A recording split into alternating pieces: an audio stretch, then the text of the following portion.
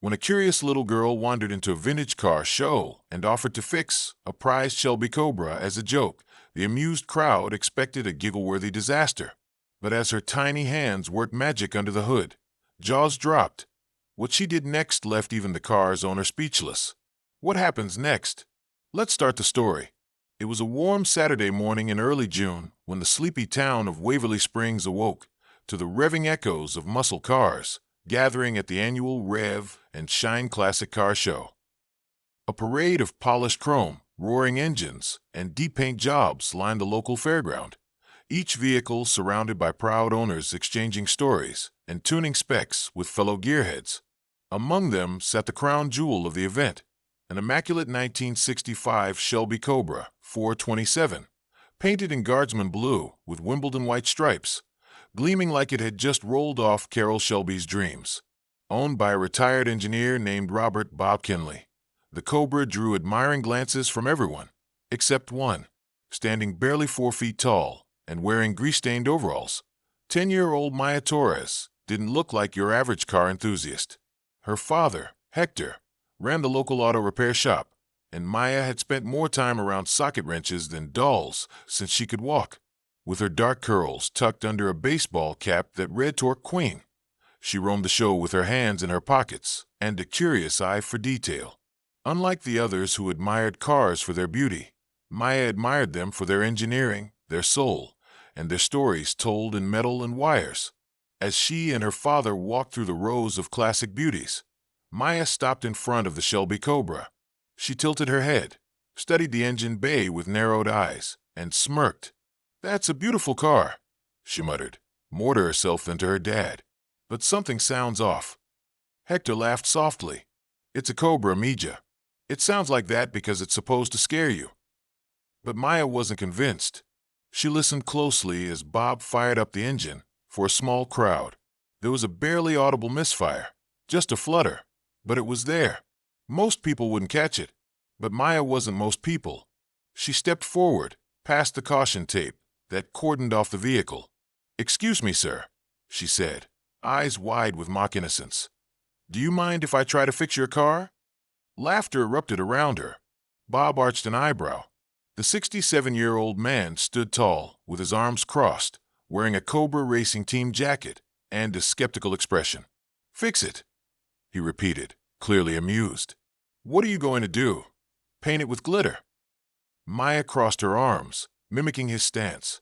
"Nope, but I can fix that misfire in your cylinder for. Probably a bad plug or a loose ignition wire. Sounds like your timing's off by about 3 degrees too." The laughter stopped. Bob blinked. "How'd you?" "I listened," she shrugged. And for a brief moment, the onlookers traded glances, wondering if this little girl was joking, or some sort of mechanical prodigy. Bob decided to indulge her. "All right, young lady, you can take a look, but no touching anything, okay?" Maya smiled slyly. "Got it." With a slow, deliberate step, she circled the Cobra like a lioness stalking prey.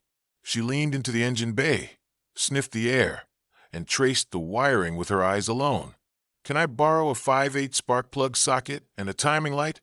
she asked, turning toward her father. Hector pulled out his trusty red toolbox from the back of their pickup. "You're really gonna do this, huh?" he said, but there was a glimmer of pride in his eyes. "Watch and learn," she replied. Bob chuckled, still unconvinced. "All right, little Miss Mechanic, show me what you got." Maya worked with calm precision. She popped off the wire from the number 4 cylinder and checked the spark plug. It was fouled, the ceramic slightly cracked. She replaced it with a spare from her dad's box. Next, she adjusted the distributor ever so slightly, realigned the rotor, and reconnected the ignition wire. She asked her dad to crank the engine. The Cobra roared back to life. This time it purred. No flutter, no hesitation, just the clean, aggressive hum of a perfectly tuned V8. The crowd leaned in, eyebrows raised, jaws slack. Bob looked stunned. "What in the world?" she grinned. "Told you." He walked over, peered into the engine, then turned back to the girl. "You're 10. How do you know this stuff?" "My dad lets me help out at the shop," she said, wiping her hands with a rag. "And I read manuals." A lot. Like a lot. Hector added. She rebuilt a carburetor last month, without any help. I thought she was just playing with it until it started working better than when I installed it. Bob scratched the back of his head. You ever think about racing? Maya lit up. You mean like real racing? Yeah, Bob said slowly. I help coach kids karting on Sundays. But someone like you with ears like that, you could do more than just race. You could build them. A reporter from the local paper stepped in, having caught the whole scene. Mind if I take a picture of the tour queen fixing a Cobra? He asked. The nickname stuck. The next morning, Maya was front-page news. The headline read, Little girl tunes vintage Cobra, stuns owner crowd, with a photo of her standing proudly in front of the Shelby, greasy hands and all. From there, things snowballed. Bob invited Maya and her dad to the Sunday kart races. She took to it like she was born for the track. While other kids were busy trying to go fast, Maya was tuning her kart between laps, making micro-adjustments that gave her an edge. Within weeks, she was winning races, then regionals, and soon whispers of sponsorship began swirling in garages far beyond Waverly Springs. But Maya never let it get to her head.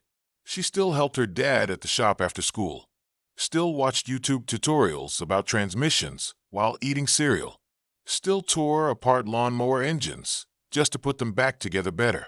One afternoon, Bob brought the Cobra back to their garage, not for repairs this time, but for a special request. I want you to install a new carb. Holly 750. You're the only one I trust. Maya blinked. Me? Really? Really? Bob nodded. That car is not just metal. It's legacy. I've owned it for 32 years, rebuilt it twice. But after what you did at the show, I realized it needs a new generation of hands. She took a deep breath, nodded, and went to work. This time, there was no crowd, no cameras, just her, the tools, and the machine. It took 6 hours. When she finished, Bob turned the key again, and the Cobra responded with a deeper, throatier growl, like it knew it had just been given a new lease on life. He looked at her with something close to awe. You're not just good, Maya. You're the future of this craft. She smiled. Then I guess the future sounds like horsepower and high-octane fuel. As the years passed, Maya's story became legend. She won junior engineering competitions, rebuilt more classics than anyone in town, and eventually earned a scholarship to MIT for mechanical engineering, sponsored, in part, by a foundation Bob helped start. The Torque Queen Initiative, a fund to support girls in STEM and motorsports.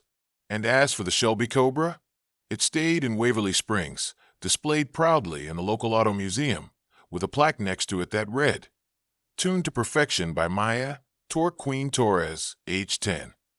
Because sometimes, brilliance comes in small packages, and every so often, a little girl with a wrench can fix more than just an engine. She can shift the world's gears forward. Would you like this turned into a children's illustrated storybook, a short film script, or a series?